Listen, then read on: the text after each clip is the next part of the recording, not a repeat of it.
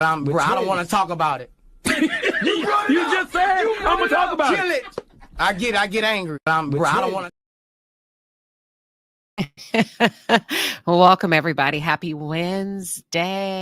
Listen, the event was canceled, y'all. They kicked us up out that courtroom. Listen, everybody, I ain't gonna lie, we was happy. Well, it was a nice break. It was a nice break. And I see you, Confessions of a dinner girl. You said, I hope Queen Sheba gets to enjoy the city a little bit. I am so freaking excited. I'm excited. And before we jump into everything, let me tell you what I plan on doing. If I can just share a little bit of personal, right? Because I know a lot of times I come right in, we get to it. So what I would like to do is I would like to get my nails done. I would like to get a pedicure. I would like to walk and eat a slice of pizza without being rushed. I need to perm my hair. Yeah, we getting real personal. I have very thick hair. If you look in the videos, I have really thick hair. So I need to go ahead and lay them edges down. So I'm going to just perm around the edges. I see you, New York happy hour. And then I want to make dinner. So somebody asked me to go live today at 3. Should I? Okay, I'm going to take care of y'all. Let me back up. I'm all over the place. I'm going to take care of y'all. And let me give you a couple of things that I plan on doing for those of you that are tuned in. We are going to cover Tyler Perry today. Okay. We're going to cover Tyler Perry today. My question to you is, do you want me to come on live, or would you like my pre-recorded segments? Pre-recorded segments are almost similar to a podcast, but I still introduce the video, the visuals of like video. So do you want a live with about Tyler Perry, or do you want me to do it pre-recorded? And I'm going to talk about Portia and Simon a little bit, because I feel like the men, listen, I've been seeing y'all. The men are mad about that. Okay. Who is this? Coraline says she would like a pre-recorded, a deep dive, a pre-recorded. Patrick is saying that thank you. Patrick is tuned in from Twitter. To all my folks from Twitter, thank you for pulling up. Patrick said he wants to go live. We got 1-1. We need a tiebreaker. Patrick wants to go live. Coraline wants to do pre-recorded on Tyler Perry. And then we're going to talk about that money comes to me, because I know a lot of men and their feelings, baby, that Portia gets $40,000. But see, y'all, that's what we talked about this morning, fellas. Y'all don't remember we talked about that this morning when I said a lot of men find themselves in trouble because of a lack of what? A lack of dick discipline. Tyler Perry, Simon Gabodia, Shannon Sharp. Who else, y'all? Run the list down. Okay, my moderator said they want to work tonight. So the moderators are saying they want to go live. I think okay, so we going to do a live on Tyler Perry. They outvoted you. They outvoting you on Twitter now. All right, we're going to do a live and we're going to have cocktails, okay? We're going to talk about Tyler Perry because he real freaky. And Tyler, you finna find yourself.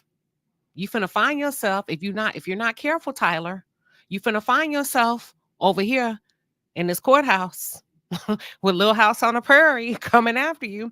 But okay, so that's what we're going to do. That's how we're going to take care of ourselves.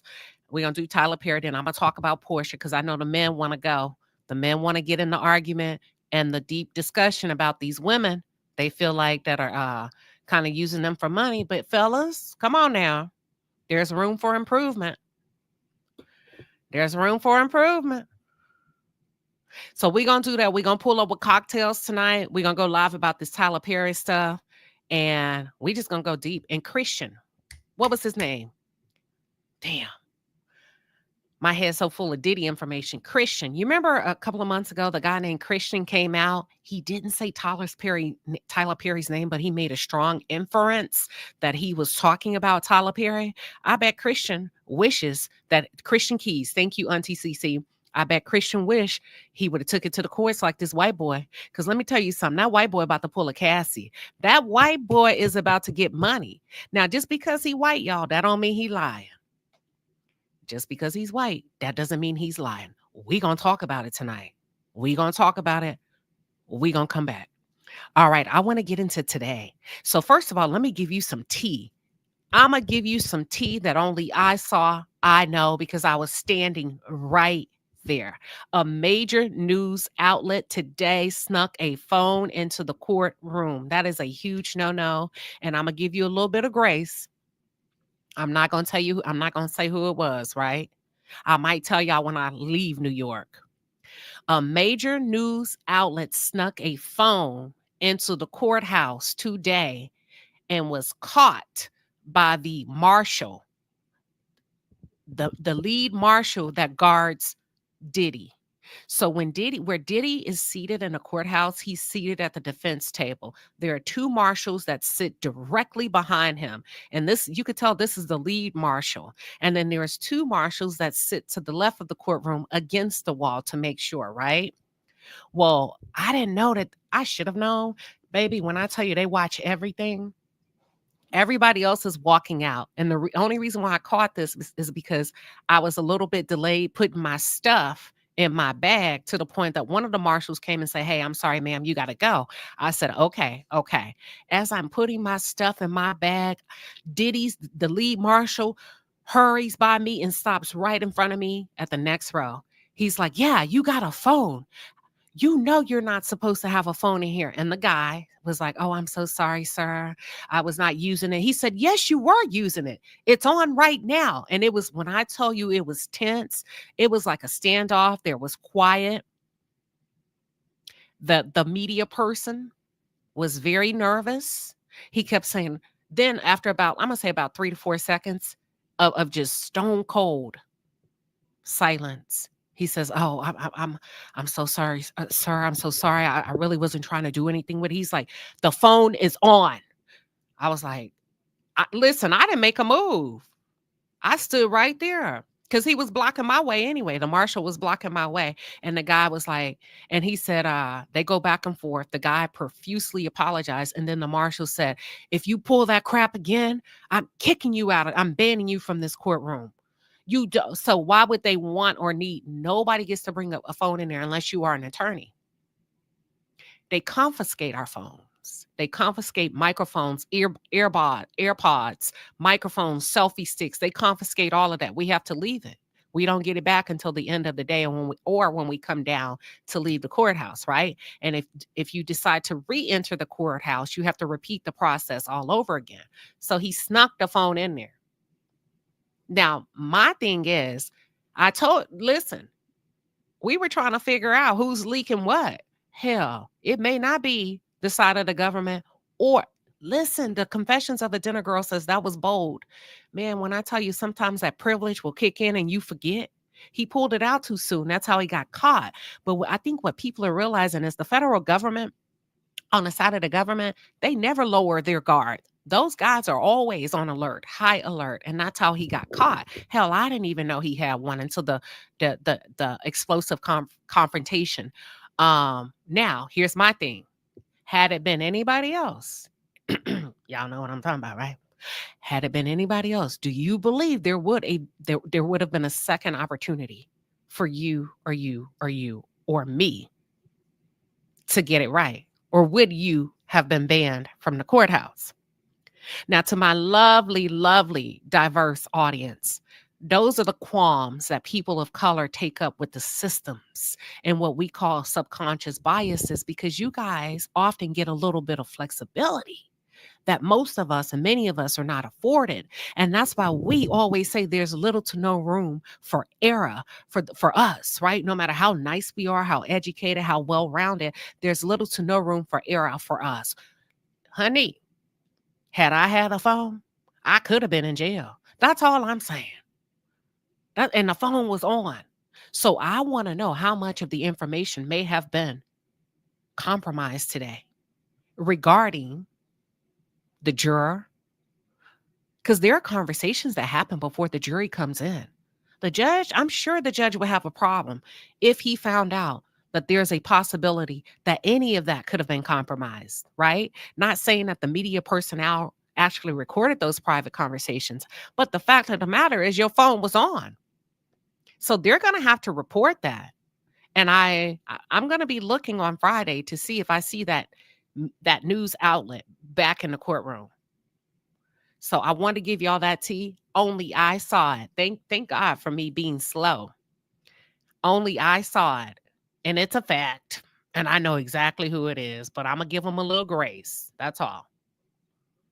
Confession said, I know the judge is so done with a lot of these shenanigans surrounding the case. Now, watch this. I don't know if y'all remember this, but I think it was yesterday. It could have been the day before. And I said, listen, defense team, we're going to need y'all to show up and show out. At this point, now it's not the time to be conservative. Now it's not the time to hold back. We need y'all to go tit for tat. Yeah, it's petty. Yeah, it's probably not how you want to show up all the time. But if you feel like that you have a substantial argument about racism and the government cherry picking, knocking your jurors off one by one, you better start knocking theirs off. Well, guess what? Today, the defense came in, honey, and they kicked open doors and they presented a concern regarding the juror that's missing today. And their concern is they introduced issues about that particular juror's health. Because if you have alleged vertigo, then how come you didn't? How come if you have vertigo, they ask you so many detailed questions, right? Because isn't that their argument about juror number 6, that he lied about his residence and where he stayed, right? Take out the racism. Was that not the technicality? He lied in his transcripts about where he lived. Now the defense is coming back to say, let's go. Because if that's the case, this one that's played hooky and skip court today and completely disrupt the proceedings of the court. Because watch this, completely disrupt the proceedings of the court. Because we were only supposed to have half a day on Friday. And then you have Brendan Paul, who's been here, now it's like 3 days. So now you're holding up witnesses. Brendan Paul arrived on yesterday, ready to testify. They didn't get to him yesterday. He was supposed to take the stand first thing this morning. Didn't get to him today. Tomorrow we're off. That's 3 days. Watch this. That's 3 days. Friday, we're back at it. So that's 4 days that you've held a witness in suspension in a matrix without allowing them to testify. Savannah says, sounds like 5 days. Right. Right. It might be. But the point is, it's disruptive to the proceedings. And not only that, it's a very costly thing if you did not reveal, because thank you, Queen of the South. She said that should have been a pre-existing health condition that has been withheld from the court. Thank you, defense. I said the government, they're doing their job. Thank you, defense. So the person that called out sick due to vertigo is a white man. You see the ping pong, you see the tennis match that's going back and forth between the government and the defense team. Hell, everybody's getting petty at this time.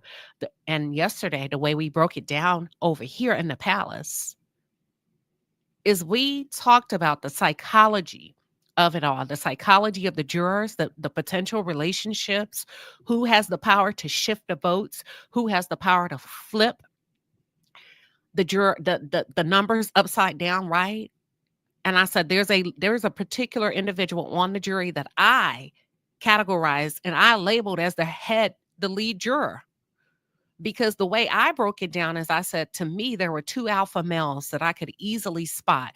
Juror number 6, who happened to be a black juror, and then the lead juror, who happens to be a white man. And I felt like, based on my personal observation and also my psychological background, for those of you that are new to the channel, I have a master's degree in organizational psychology with a specific focus in behavioral modifications.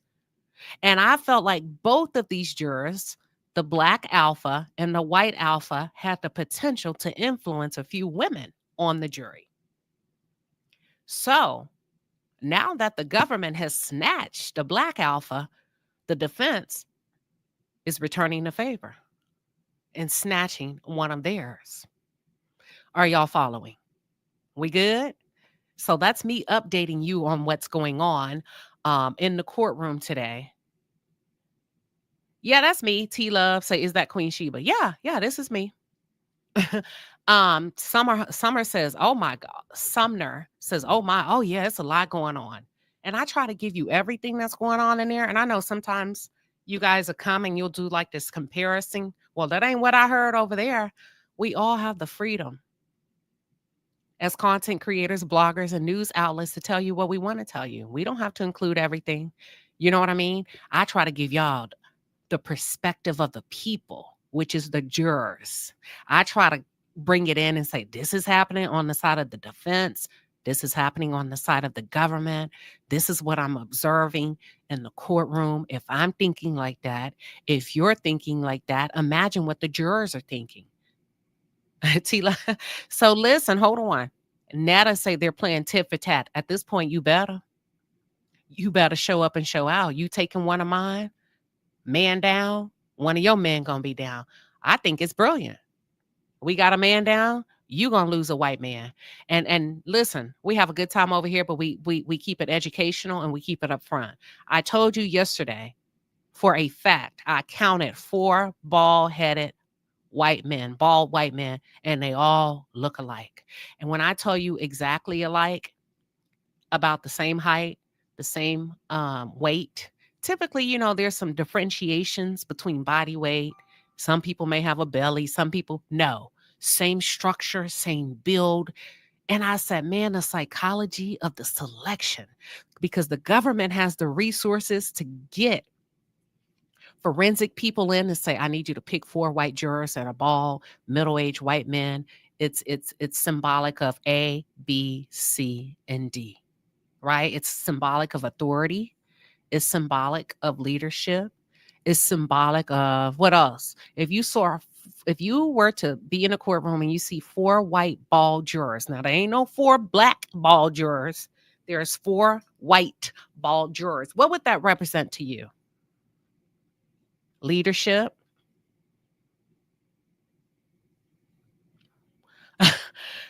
The one to my KKK. I'm finna kick you out my chat. I'm about to kick you out my chat, ma'am.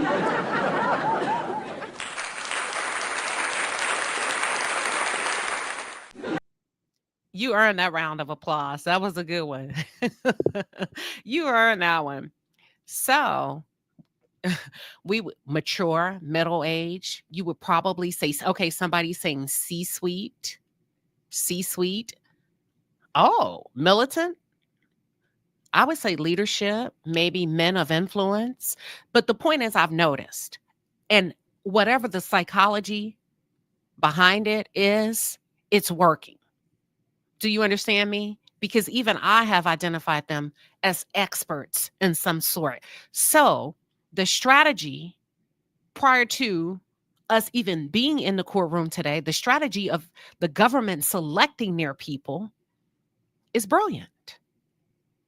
The defense, you're kind of all over there. If I were you, but I get it, the defense was very limited. And one of the reasons the defense is limited, and I do believe there's some racial undertone, maybe not in a negative way. I think everybody's utilizing, and when I say everybody, I'm talking about the government and the defense. When I say racial undertone, I think everybody's utilizing what they can to their racial advantage. Can we all be mature enough just to call a spade and say, hell, both of y'all, both sides are utilizing what you can, because you fought for the black man to stay, and we know they're going to fight for the white man to stay.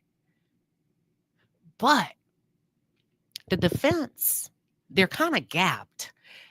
And the reason why I say they're gapped, because of the lack of response by minority jurors that are summoned, because of their inability, for whatever reason, to show up to the actual jury summons. They can't align the men with a particular look. So the blacks are all over the place. We got, they're all over the place. We don't have a streamlined look. We don't have a fluid look. That's the advantage that the government has. Yes. AJ Parker says the white man makes you think of leadership. Didn't I just tell you the psychology that I feel like that the government has introduced by their juror selection? Listen to learn, not to debate. Listen to learn. There's a world beyond you, AJ. There's a world beyond me. There's things that go on with or without your permission. Don't nobody care about how we feel, what our sensitivities are to race. I'm just trying to put you up to game on how the game is played from a psychological perspective behind the scenes, well ahead of time, well before the case actually comes to trial. There's a meeting before the meeting. There's a meeting after the meeting. That's all I'm saying. You'll catch up. No, you said this is a statement. This ain't a debate. Oh, I can, if I want it to be, it can be. That's all. See, you called it out there. You got to be okay with me talking about it because you typed it out. You wanted me to see it, right?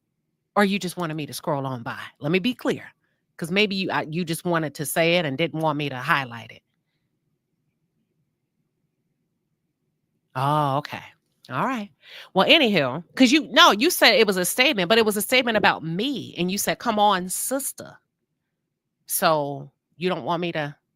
I said, that's the perception that they're trying to create. I need you to catch up. You might be a little bit behind. But anywho, let's keep going. No, y'all might don't. Okay, I don't give a fuck neither if you do or don't. We can do this. Now, what we will do is we will be respectful. I don't know where you from, but I know where I'm from. We don't jive like that over here. Go back to where you came from on the other side of the tracks. And that's what I'm saying. That's what you see what I'm saying when I say the defense is gapped, because those are the type of personalities that they have to choose from. Those are the type of personalities they have to choose from. That's all I'm saying. Thank you. Real live example in real time. Can't even have a decent conversation without being disrespectful. You see what I'm saying? Hold on. Somebody say you acting like a New Yorker. I'm not one. But what I realize is when in Rome, do as the Romans do. Now, when I get back to Texas, I'll be my good old Southern self again. But when in Rome, you got to do as the Romans do. That's all I'm saying. And I will happily oblige.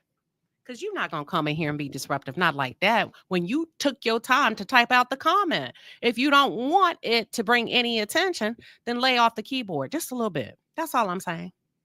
Lay off the keyboard. So that's the perception I believe, and that's the advantage I believe that the government has versus the defense team. And you just saw a real life example.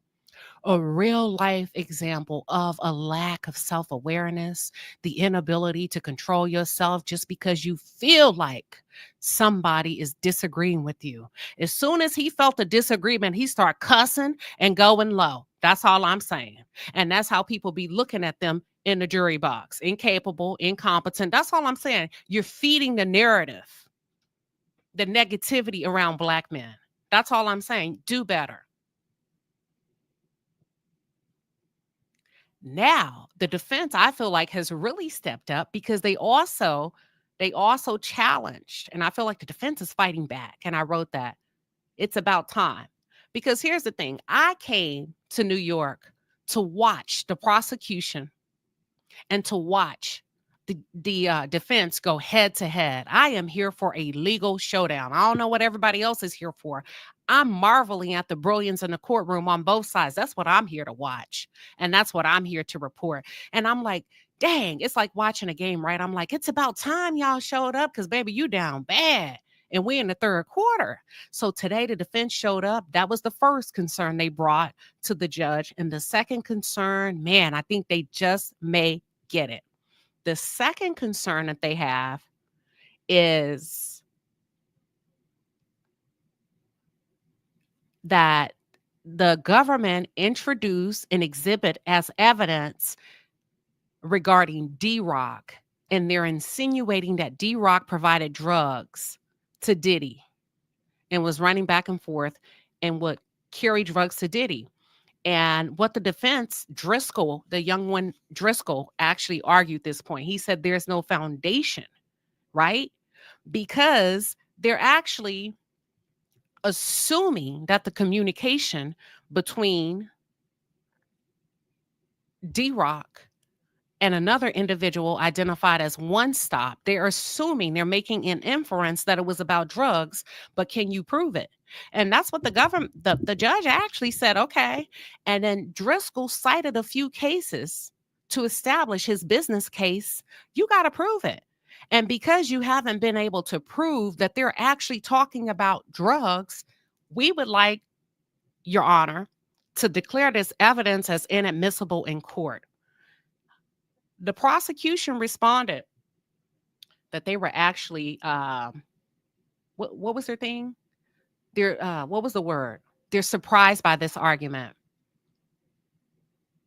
And what they wanted to introduce is their thing was like based on previous communications and prior phone calls that they were able to assess between One Stop and the enterprise, quote unquote. And when they're saying the enterprise, they're talking about assistants, KK, Diddy. That One Stop is the actual drug dealer who's labeled as One Stop in everybody's phone.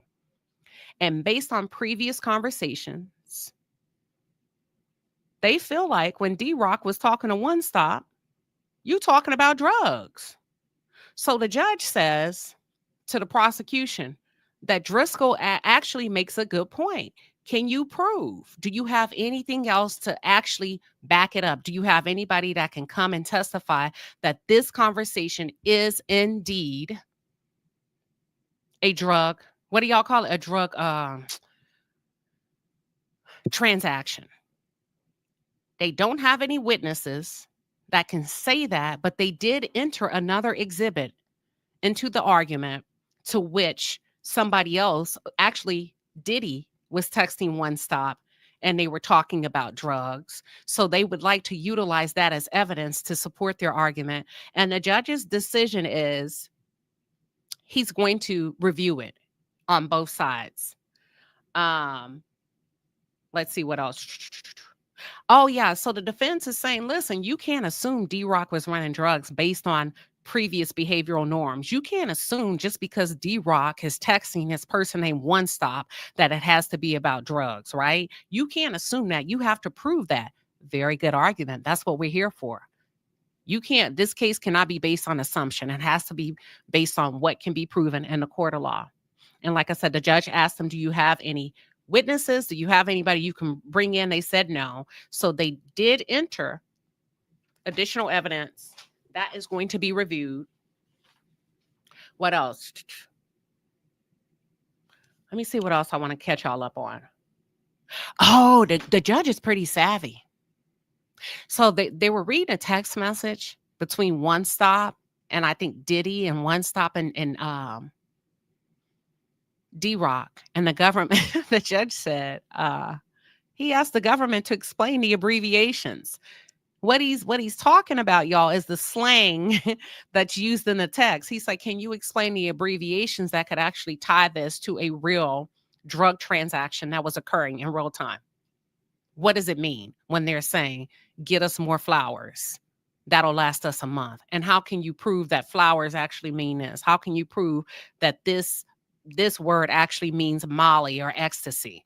And that's what the judge was asking. Hold on. Yep. So that's what I wanted to catch you all up on. And the judge was like, bye, y'all can go home. So I'm not sure if that juror is going to return, because we won't be back until Friday. But there's some other content creators and other media outlets believe that juror is actually going to push and take Friday off. So it just may be a 5-day weekend. Who knows? I don't know. But I was like, let me jump on really quick and just bring you all up to speed on what's happening in the courtroom. According to the defense, they may need just 2 to 5 days to present their case. Initially, we thought we would be done next week, but depending on this juror, if he's allowed to come back or if he asks for more time off, who knows how far we can go out. That's it. That's all. Let me see what else. Anything else? I think that's it, unless y'all have questions. Okay, what do you think? Oh, so on Friday, Yvette, she says, what do you think? What do you think about, we will resume on Friday if the juror doesn't skip court again. You have to. You have witnesses that you have in a holding pattern. You get what I'm saying? You have to.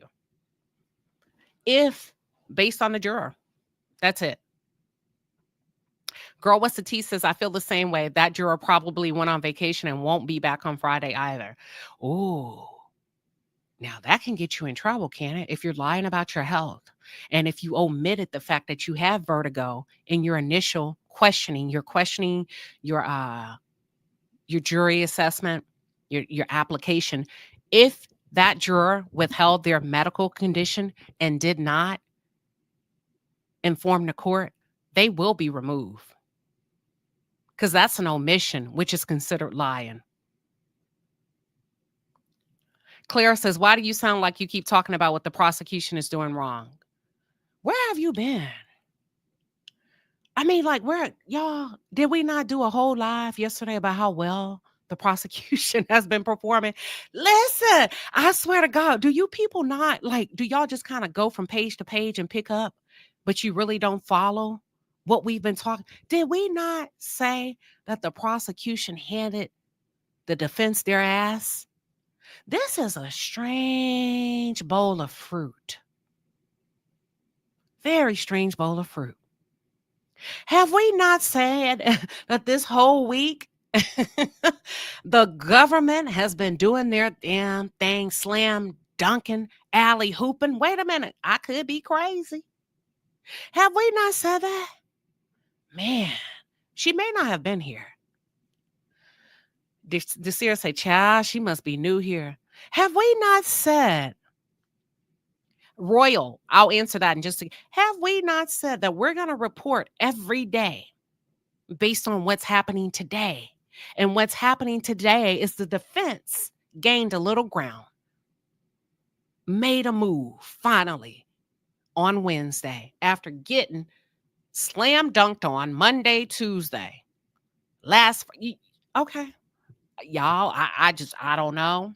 So Royal Vision, Me TV says, did you find out what the federal rule meant? I did, but it's so extensive. I don't feel like I'm qualified to cover it. So I opted. I'm like, I'm not going to cover it. I need an expert.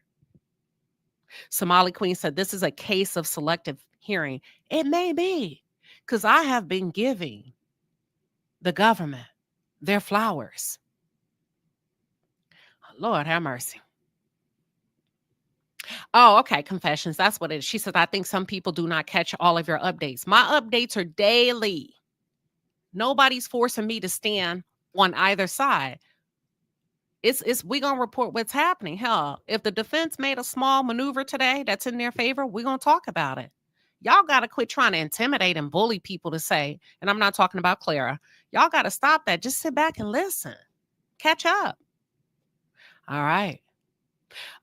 Winter says the hurt are trying to make Diddy pay for their. Oh, we could talk about that. You feel like there could be some, let me ask y'all. I don't know. Do y'all feel like when she says the hurt, are you implying that there's some people that may have trauma, sexual trauma, and that's coming out in their conversations on social media?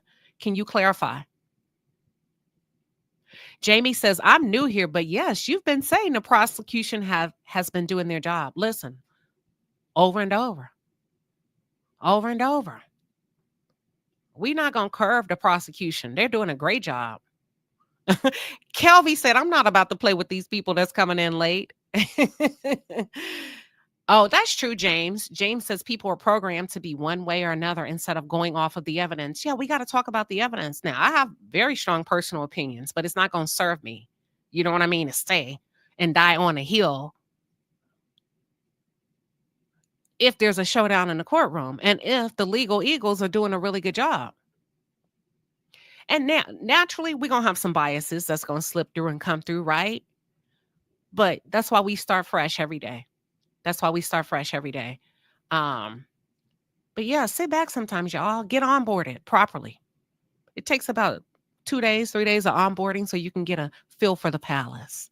For those, listen, for those of you that are new to the channel, welcome to the palace. I'm Queen Sheba. I cover a variety of hot topics specific to reality television. But most importantly, I hone in on the psychological and the behavioral traits of the Black experience. If you Black, I'm going to be there, honing in on the psychological and the behavioral traits. That's it. That's all.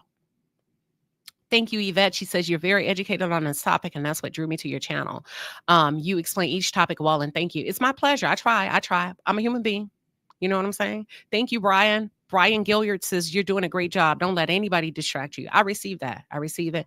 Confessions of a Dinner Girl says, people have parasocial relationships with celebrities coupled with identifying with them, and they may be internalizing things. I always say pause. Give yourself about 30 seconds to digest what's coming at you. Pause. That's it. Rhapsody Story says, oh, I hope y'all aren't about to pick on victims with trauma now.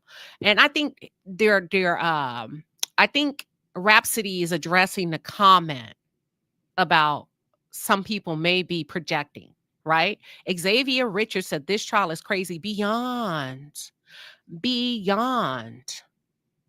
The Queen Speaks TV says, I'm surprised the officer didn't check that news outlet's phone to see if he or she recorded. I think he was shocked. And I think that's a higher level officer. I could see the anger on his face. Are you in the courtroom, the Queen Speaks TV? Like when I say they froze, remember I said they froze and it was like 3 to 4 seconds of awkward silence just to stare down. I think I could see his wheels turning.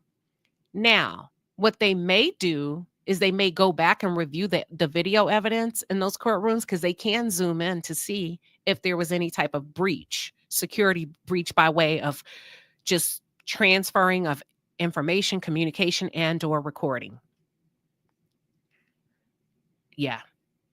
I'm glad he didn't do anything in that moment because I don't know. I'm going to keep my thoughts to myself. Daily Tab says, Queen, yesterday you said that you would speak on Young Miami and Jane Doe. I know. And okay. The difference is, did I say Jane and Miami, or did I say the comparison and the differentiation between Cassie and Jane Doe? I think that's what I said. I didn't forget.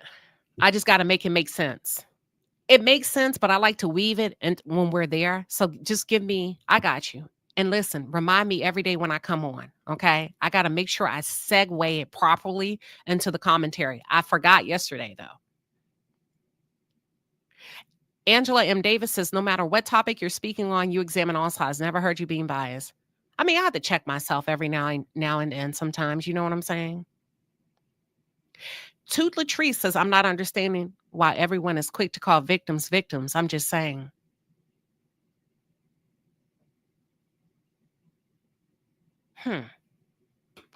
It's a lot going on. It's a lot going on with this trial, and it's a very emotional trial. And I said that on Armand Wiggins' platform the other night when I had the pleasure of going on to be a panelist. And people, I don't know if people understood what I was trying to say. I said we have to be very careful as a group of people, collective, right, as African Americans, not to respond or react so emotionally. We have to really challenge ourselves to take in the information that's being downloaded in real time. Right? Because we can be emotional. We are very, very, and when I say emotional, let's not make it a negative. We communicate well about how we're feeling, what we're thinking. But there's a world beyond us that I challenge everybody to be open to. D. Grant said, I appreciate you taking time out of your life to do this. It's my pleasure. It's my pleasure. Thank you, D. Grant. I appreciate it. Remember, you can always go back and replay. I appreciate it. Pre-recorded. I see you, Snowy. Okay, I see you. So listen, I might have to, because y'all killing me on these lives, just being rude for no reason. And I, people like that, I'd be like, damn, if you like that on the internet, I know you at home by yourself in that room. I know you at home by yourself. And nobody knows it but me. But listen, Diddy came in today with a cream yellow sweater on. He was listening intently. He wasn't very active. A lot of times he moves around. He's turning around. He's giving hearts and smiles. He didn't do none of that today. He was still. He was listening intently. I felt like he was being very careful. He was observing, and he seemed to be very poised. Had we made it to Brendan Paul testifying, I think this would have been a very challenging day for Diddy, because we don't know what Brendan is going to say. We don't know if Brendan, being a key witness on the side of the government would be yet another nail in the coffin for the government. So, listen, I think everybody needed a break today. I think everybody may have needed this break. I think everybody may be bent, like thanking the Lord for this break today. What else? What else? Oh, Mama Combs came in today. She had on her leopard print. She had on some leopard. She's a cute little lady. Small, petite, had on a cute little outfit today. Got a little briefcase. Her little she has a little cushion that she sits on. I didn't see any of the other family members there. I didn't see anybody else, probably because they come a little bit later, right? And was getting ready to come to the courthouse. Let me see what else I wrote about Diddy. About this morning. I think that's it. I think I got everything.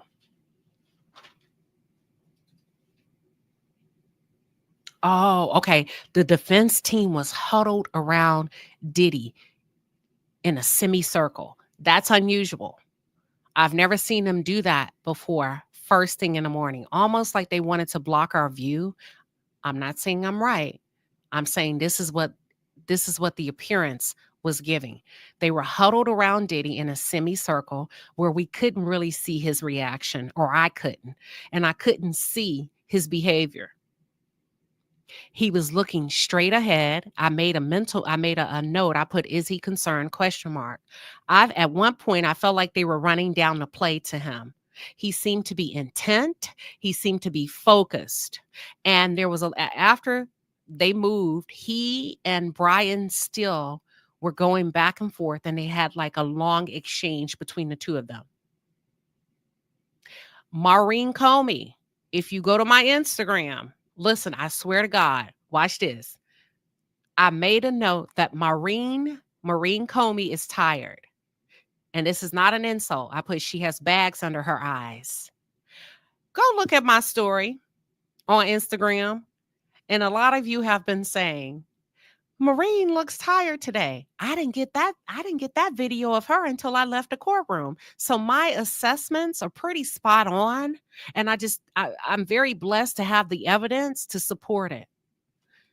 I got Maureen today. I got Brian Steele today. I got Xavier, and I got Nicole. Tenny looks comfortable today. This is before we found out there will be no court. This is the note I made about her. I said, she looks comfortable.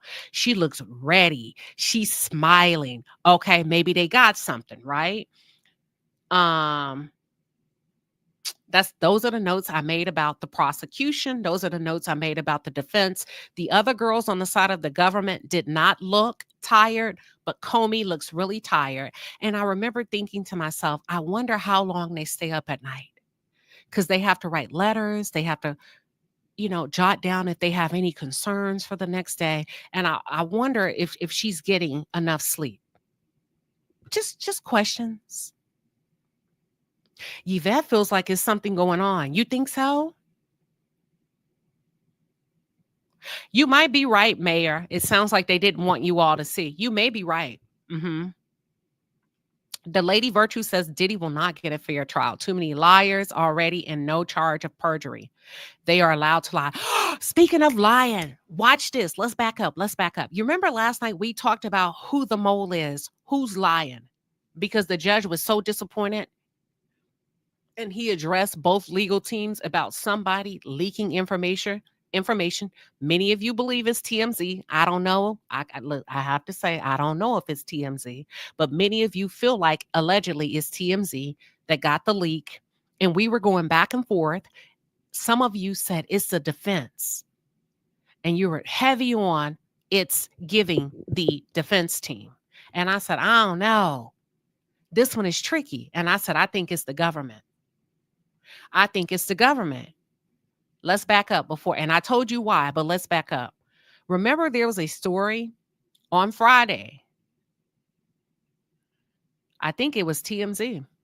Let me double check. Let me fact check before I say it. You can find it. Hold on.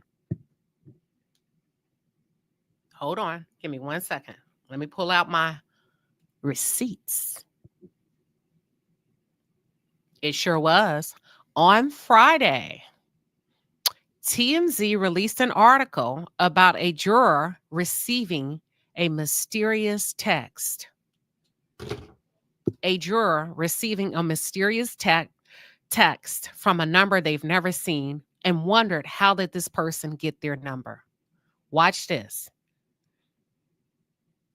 And that person texted the juror, "Are you juror number 6?" Now, you have to be very careful what's placed in front of you and the narrative that people kind of want you to drift with, because TMZ's title is "The Juror Receives a Mysterious Text and the Judge is Worried He's Blabbing." First of all, if the juror came to you and said, "Somebody sent me a text and asked me, am I juror number 6? And I'm concerned. I've never seen this number before. I've never talked to this person before." And the why would the judge's suspicion be on the juror? That's the first thing. The second thing is, who has the resources to get into people's phones and send them stuff if and when they want to? Yasmin says the defense has close ties to TMZ. Everybody has close ties to TMZ. I don't think y'all understand how this works. The defense's relationship with TMZ may be more visible. Y'all get what I'm saying? If you don't think the state and the governments have ties to media outlets, y'all, come on now.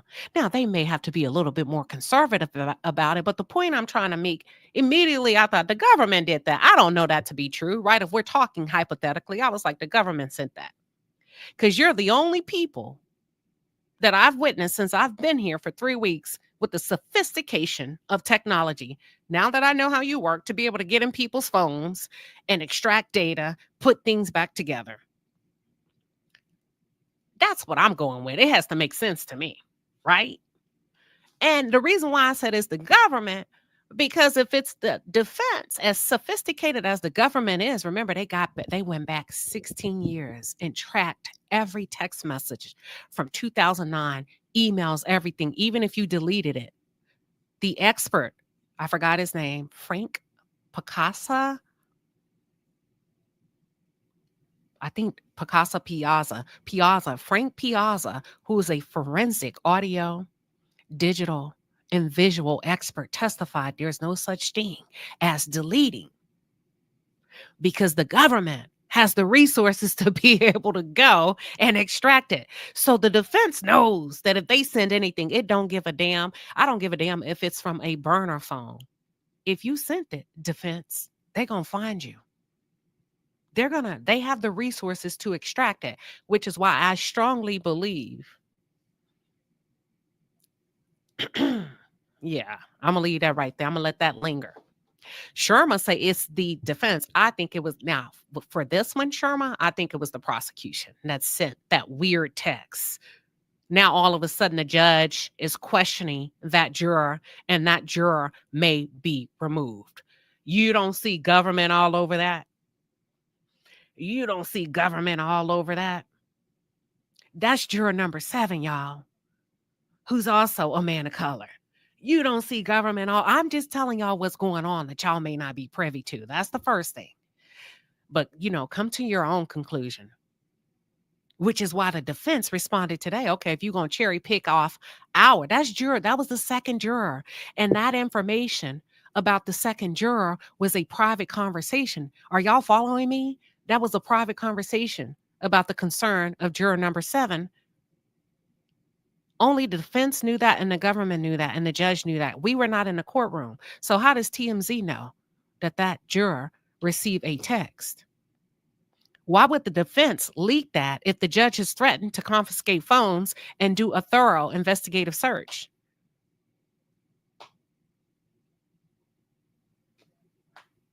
The judge has the resources. I'm just saying.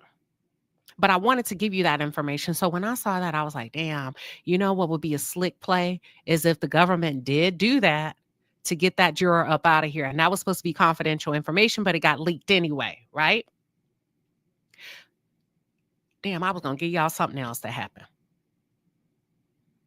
I lost my train of thought. I was going to give y'all one more thing that happened. Okay, the Coco G show says, Queen, I believe it's the defense because TMZ and Papa Garagos already been in trouble for discussing the case. Garagos Jr. and Sr. are talking about the case. I think it's a lot at play. You may be right. I mean, you make a really good point. You make a really good point, Coco. Lisa Montgomery says, so I agree with you with the debate you were having with the young lady last night, that it is the government. I believe it's the government too. Y'all, if it's one thing to watch this case online and you have to depend on bloggers and you have to depend on like news outlets and that can literally say what they want to say, right? And don't have to give you the full scope. I'm in there. I marvel. Now, I know that they can get in our phones. I know they can do all of that. But I'm still in awe of how deep they can go when they want something. I'm still in awe of how they went back and found those photos of all of those escorts from years and years ago. I'm still in awe of how they would withhold some photos of escorts and release some of the others. I'm in awe. I'm in awe. I'm in awe. I'm in awe that if I was on Craigslist 20 years ago advertising my services as an escort, they can still go back. And even though that advertisement no longer exists, it still exists in the realm of the government. Does that make sense? Even though that email no longer exists, it still exists. So all of this, I called it a landfill of technology. Your stuff is just sitting somewhere. Everything you've done, everything you've said, it's just sitting in a holding spot just in case they need it. And I marvel at that. That's why I was like, I'm deleting clouds. I'm saying no to everything. I'm finna disconnect passwords. I don't want no single sign on. I'm gonna have to remember every freaking password because I don't want. Now I know how this shit work. Oh no, and I'm not doing anything wrong. But the fact is, I value my privacy. Period. I value my privacy. Yeah, I agree with you, Winter. I agree. That's a good question. Charm Peaches Glaze says the state is winning, so why would they risk it all? Well, the defense haven't presented their side, right? They're winning now. The defense, on the other hand, keep hollering mistrial. That's true. That's why it would be easy for the state to slide one over and say, see, it's them. They would do it because every time they want a mistrial, it is denied. I think they're winning, but I think they need a for sure. And listen, what I'm saying, it's just my opinion, right? That's it. My opinion. And when you think about like the scandal of it all, and that's what me and the elite were debating. Do you feel like everybody that works for the government is on the up and up? Is on the up and up. King's Dave says TMZ has been against the prosecution. He can't imagine TMZ wouldn't out them if they share. If the price, hey, have you heard the show called The Price is Right? Come on down. If The Price is Right, King Dave, would you come on down?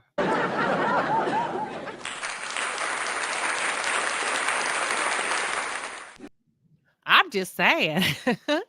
I'm just saying, now we just talking and we're having a good time, right? If The Price is Right, I know I would come on down. New Eyes said, not me, not New Eyes. Not New Eyes. Listen, what we talking about? You need me to say what? What? Hold on. You gonna wire? Listen, hold on now. Now I can have some fun. You gonna wire me what? Mm-hmm. Yeah, I'm in New York. Okay. How much? And all I gotta say is what? So is this true? Yeah. And I'm not supposed to have it. And I can't get in trouble. And I just need to go live and leak. Okay. Come on down. That's all I'm saying. I'm having a good time now. Look, we done got through the important stuff. We like to play over here. Thank you, Lewis. Thank you for being honest. How much? You see the Intercontinental Hotel. You see they random numbers. When Diddy called, the guy on the front line, oh, sir, I'm so sorry, sir. I can't help you. I don't have the authority to do that. let me speak to your boss. Go tell your boss that I'm Diddy and I'm on the phone. Tell him what's his number. Guess what the hell happened? Eric came, what's his name? Eric Garcia, Eddie Garcia came back. Wow. I kid you not, came back and said, my boss said his number is 50K. Damn! Y'all better quit playing with me. Everybody has a number. So then Eddie got in the game. He decided to put himself in the game and say, well, shit, okay. Well, if my boss, if the supervisor gonna do 50K, he went back and told Diddy, okay, my boss said 100,000 and kept 50K. You hear me? Y'all better quit playing and thinking everybody's sitting down going to Bible study. Because they ain't. And that's why the Intercontinental Hotel had to pay Cassie $10 million, because they obstructed justice by destroying that tape. They obstructed justice by getting in bed with Diddy as opposed to prioritizing the law and skipping protocol, because they were supposed to call the police. And the police were actually called by the residents in the hotel because Diddy was high out of his mind that day. Y'all better catch up over here. Oh, yeah. Eddie put 50K, 100,000, 100,000. Yes, he got his and bought a damn car. You listen, you big dummy, you bought a car? How long ago was that? 16, 17, 18, 19, 20. That car, hold on. 17, 18, 19, 20, 21. Wait a minute. Yeah, 16. Child, that car 9 years old. You big dummy. We do not care.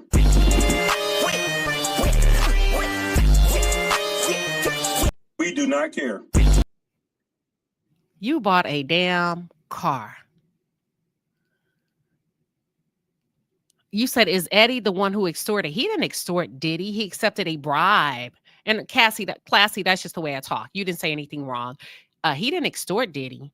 He accepted a bribe from Diddy. Diddy told him, go get your boss. Find me the person. Find me the person that has, since you don't have the authority, find me the person that got the damn authority. So he weasels on into his boss's office. Sir, Puff Daddy is asking us to release this video, and I told him we can't do it, and he's not believing me, sir. He wants to know what's your number. Boss said 100,000, 100,000. What? 50,000. What? Then Eddie realized there's a world beyond your world. That's all I'm trying to tell y'all when we cover the case over here. There's a world way beyond your world. I'm not saying participate in it, but I'm saying if you understand that, then you understand that people, all people, are capable of doing anything. Well, that's no surprise at all. Well, that's no surprise. That's all I'm saying. Thank you, New Eyes said, hell yeah. Shoot. Y'all better look at the first 48. How people turn on each other. It's a lot going on out here, but that's all I got for you. It's been an hour. Okay, Notorious Teddy said, no, it's not a bribe because they came up with the amount. Not Diddy. They accepted the bribe. That's the way they're reviewing it in court. He accepted the bribe from Diddy. He didn't bribe Diddy. Diddy bribed him. They accepted the bribe. And he testified, shoot, he had to go. Listen, watch this, watch this. I'm going to give y'all one more. And then I'm done. And we'll just pick up, where we leave off. He goes to this high rise. He says, beautiful, beautiful building in Los Angeles. It wasn't until he got on that elevator that shit got real. And he realized this straight mob style, right? The way he's testifying in court. Now he nervous. And I don't know if anybody else reports at the level that I do. He was so nervous that it became physically visible to the point he could barely complete the transaction, right?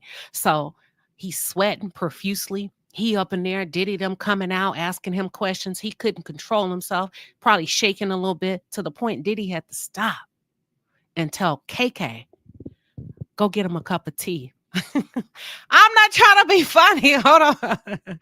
Diddy had to tell KK, go get him a cup of tea. The boy was falling apart. Oh, my God. I kid you not. The boy was falling apart. He ain't built for it. They get him a cup of tea. Diddy kept asking he testified under oath. Diddy kept saying, "You all right? You good, bro? You sure?" "I'm sure," but couldn't control his physiological. That's how your body responds to stress, right? So he said Diddy brings out a duffel bag. Hold on, Sumner, don't make me laugh. Sumner is making me laugh. Hold on, Sumner. Sumner, you're making me laugh. They had to get him a cup of tea. Now, when have you seen, you know what? Shut up, Queen Sheba, don't do it.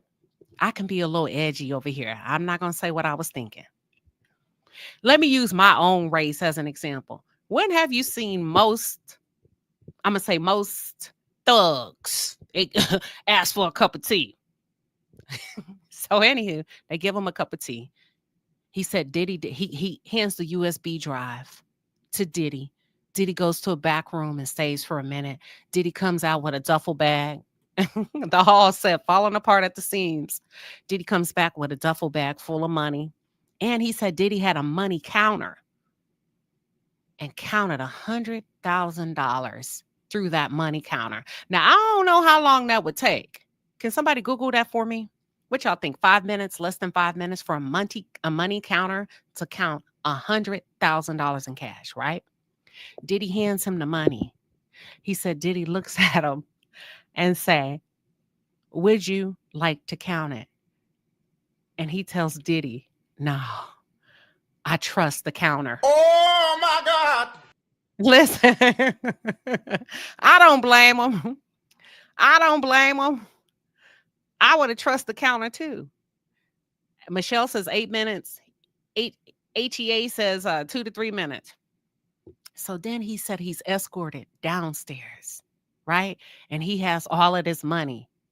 And before he's escorted, Diddy taps him on the back and say, "You know what?" Hold on, y'all. I shouldn't be laughing. Diddy taps him on the back and say, "Hold up. Let me walk you out." He said that's when he realized that his life was in danger. Damn sure right. Shit, that's mother. Look, hold on.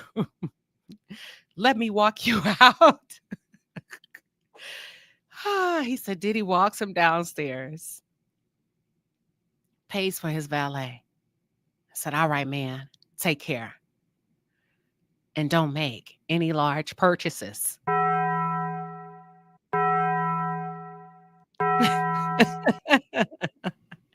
He said he takes off from the hotel. They said, "What did you do?" He said, "I drove in circles, looking in my rearview mirror to make sure I wasn't being tailed."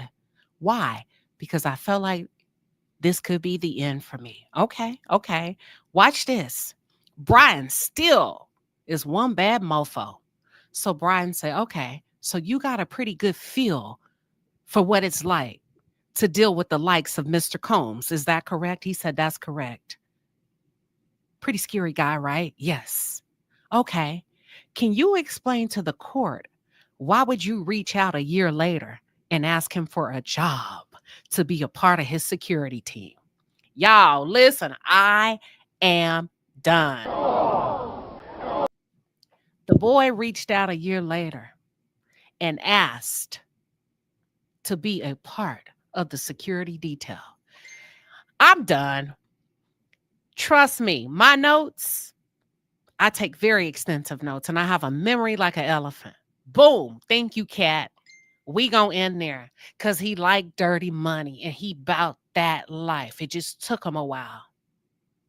Took him a while to thaw out. Oh yeah, you dirty. You been dirty. And that's what I'm saying. You got to listen to the evidence and not the emotion because you're going to miss it. If you just, no, what's the follow-up? He came back. He wanted in. That's it. That's all.